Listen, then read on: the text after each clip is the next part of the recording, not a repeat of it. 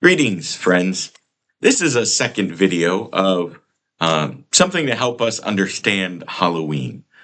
I'm Father Kevin Earlywine, pastor of St. Patrick's in Hampton and St. Mary's in Ackley. If you haven't watched my other video, I might encourage you to go. I posted another video that was a guide to Halloween, where I go in depth to speaking about some of the Christian roots of some of the different traditions connected to Halloween. There's this idea that all the customs and traditions of cultural Halloween, American Halloween, are of pagan origin. And what I tried to show is that actually many of them have deeply Christian roots. Yes, some of those are distorted with secularization and rise in neo-paganism, but that ultimately have Christian roots. Today, I want to talk a little bit about something I always see flying around the internet, especially this time of year, about a festival called, I say it's Samhain, which is a Celtic word. I think I've read somewhere that's more properly pronounced something like Samhain or something, but not being a Celtic scholar myself, of the Celtic language, I'm just going to say Samhain, and however it's properly pronounced, that's what it is. Anyways, you will see things on the internet that say, Halloween is simply Samhain, a Celtic festival from Ireland that's purely pagan, and that all Halloween is sort of a feeble attempt by Christians to sort of put a Christian cover over it, or a last-ditch attempt to kind of Christianize the pagans. And so I want to talk today, and I titled this video, Halloween is not Samhain. Again, I encourage you to go back and watch my previous video. But what I also want to show today is just speaking a little bit more about this this festival, and what it is and what it isn't. Well, more specifically saying, what I want to say is how Halloween has origins that are far more Christian than Samhain. So, to understand this, though, we have to go back a little bit. So some of this, I'm going to share a point that's a repeat from my other video, but I want to go back, to this idea of harvest festivals. Harvest festivals. So we should note that all ancient cultures had harvest festivals. Of course, for many centuries, for almost millennia, majority of society was agrarian, was farmers. So the rhythm of life of civilizations, of cultures, of kingdoms, of peoples was deeply connected to the rhythm of the harvest seasons, the planting and harvest seasons. And also, of course, they didn't have clocks and so on, or calendars or cell phones to measure time. So they would measure time by the cycles of the moon and by 4 particular points throughout the year: the solstices and the equinoxes, right? So the longest day of the year, the summer solstice; the shortest day of the year, the winter solstice; and the equinoxes, autumn and spring, which are equal in length of days. So these were kind of their main markers of time. And being significant markers of time, there were also days that naturally kind of became natural times of celebration, of festival, and of course the equinoxes usually coincided with harvest or planting seasons, right? So then they kind of became together a harvest festival celebrating this significant time of year. So I just want to point out that every ancient civilization, and even far into medieval times, had harvest festivals. Like, this was a natural part. So, including the biblical people of Israel, right? So, the biblical people of Israel, as they measure the movement from light to darkness and so on, they had their harvest festivals. Being in a more moderate climate, they had 2 harvests. The autumn harvest was the fruit harvest, and the spring harvest was the grain harvest. And that became overlaid with the celebrations of the saving mysteries of God through Passover, particularly in the spring. But then in the fall, in the autumn, fruit harvest, celebrations of the temple, so connected to that. So I just want to show, first of all, that harvest festivals are very ancient and also have very biblical roots as well in the people of Israel, right? So in Christianity, of course, then building on that idea of kind of this celebrating the different mysteries of God throughout the year, that became overlaid then again with not only the saving mysteries of God in the Old Testament, but the saving mysteries of God in Jesus Christ. So instead of Passover, we now celebrate Easter, the passion, death, and resurrection of Jesus, and so on.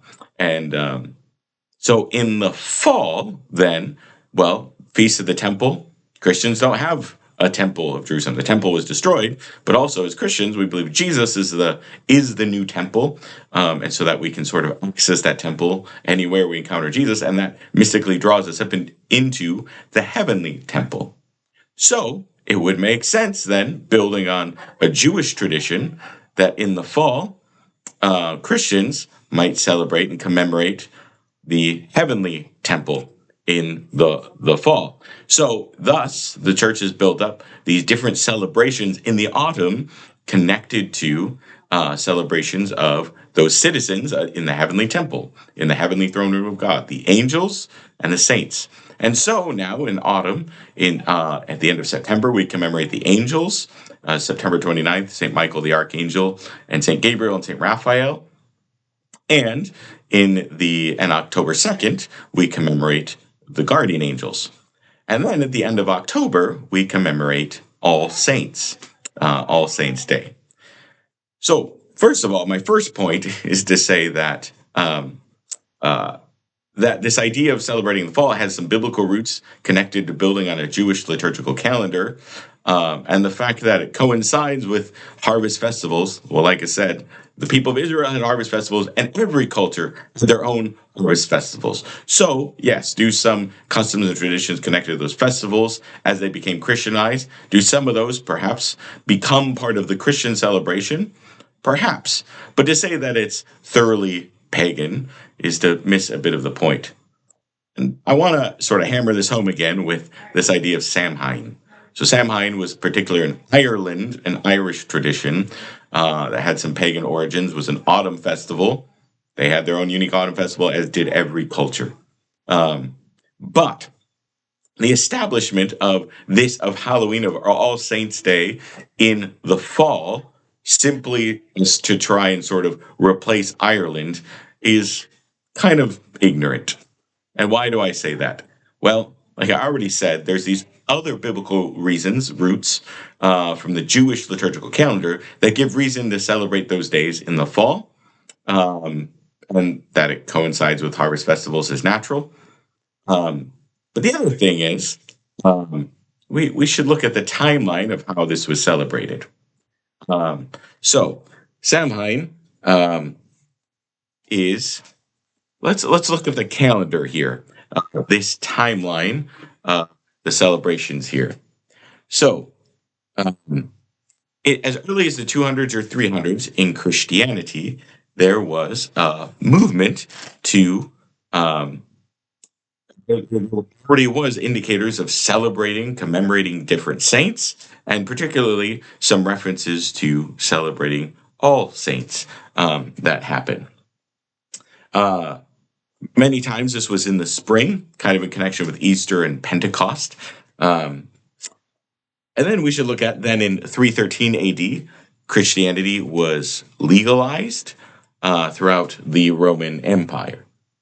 Then in 432 AD, St. Patrick brings Christianity to Ireland.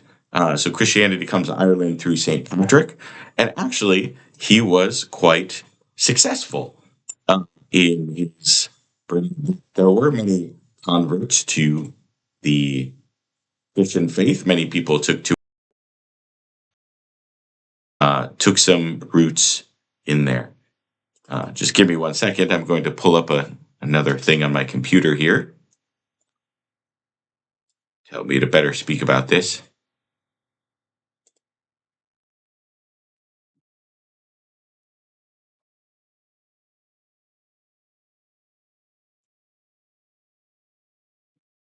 Okay, here we go. Sorry about that pause. So I want to, so moving with that timeline is to say in 432 AD, St. Patrick brings the faith to Ireland, to the Celtic peoples. And as I said, there was great success. Christianity really began to flourish. There was the development of these Irish monasteries, people like St. Columban and so on, that actually Ireland then became sort of, as the mainland Europe sort of lost some of the faith with invasions by different Germanic tribes. Ireland became the place in late antiquity, early medieval times that to re-Christianize mainland Europe, missionary monks then would come from Ireland and so on. So just to show that Christianity really took and root and flourished in Ireland from the time of St. Patrick. Now, in the 600s, Pope Boniface dedicated the Pantheon in Rome to the Blessed Virgin Mary and all the martyrs. So it's kind of become a church dedicated to all the saints, kind of casting down the pagan gods and becoming a church dedicated to Mary. And then in the 700s, Pope Gregory III dedicates an All Saints Chapel on when? November 1st. Why he chose that date? Again, I think there's some biblical Jewish roots for that. We're not really told in the historical documents, but I think that's part of it. It may also have been the simple thing of whenever they built this chapel to be dedicated, they finished it in the fall. So it could be something as simple as that. But whatever it was, the point is, it wasn't inspired by pagan reasons that he chose November 1st. And then, as that became universalized in 835 AD, All Saints' Day is when we have evidence that All Saints' Day was kind of universalized throughout the Frankish Empire. Now, 835 AD. It's worth noting that at this point, when they declare and it becomes universalized that November 1st is All Saints' Day, Ireland, where their Samhain festival is, was thoroughly Christianized at this point. That Christianity had existed there for nearly 400 years. As I said, there was the development of many monasteries. So to say that somehow the church was motivated to pick this date, November 1st, to somehow, to try and, because of pagan inspirations, there just really doesn't seem to be a lot of historical evidence from that. That seems to be an idea that some people have thrown about later, but doesn't really exist. Then later, in 1000 AD, All Souls' Day was added the day after, connecting it to All Saints' Day. So, like I said, by then, you have a thoroughly Christianized Europe, including a thoroughly Christianized Ireland. And so somehow to say that the church was motivated to pick this day to celebrate All Saints' Day because of the pagan festival of Samhain, there's just not much evidence for it. And again, as I mentioned in my other video, that there's a lot of elements in the tradition that people try to say are pagan in origin, come from the Samhain festival, that just don't quite bear out, evidentially wise. Now, this brings me to one other particular tradition that I want to mention. It's the tradition of trick-or-treating. I'm just going to fast forward here a little bit. Computer's freezing up on me.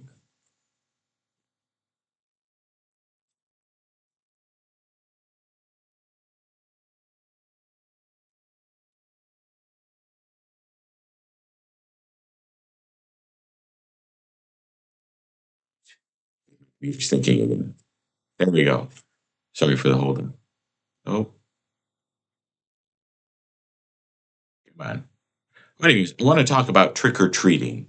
So I have some slides here I'm fast forwarding to. There we go. Trick-or-treating. So this is, of course, kind of the most popular custom tradition that people think about when they think about this and say, don't do it because it has roots in Samhain or pagan origin and so on. So let's talk a little bit about trick-or-treating. It is worth noting that some of the origins of trick-or-treating are not entirely clear, but there certainly is a tradition, again, of that we have in more modern times from a Christian culture, of people doing this tradition of souling, souling, souling, that they would go from house to house on All Souls' Day, which is November 2nd, and would offer to pray for their beloved dead in exchange for a treat or a soul cake, or that they'd be given some sort of food, sort of an exchange that they would offer to pray for the beloved dead, the deceased members of that family. And sometimes they would even go around in white robes, kind of as symbolizing the souls of the dead, asking for prayers. So in Catholic Christians, we pray for the souls of the dead, for their final state of purification, to enter fully into heavenly joy. Now, there's also other similar traditions of traveling door to door to make an offer, and sometimes um, for a little treat in exchange. You may think of Christmas caroling, caroling at Christmas time, where people go around and sing songs.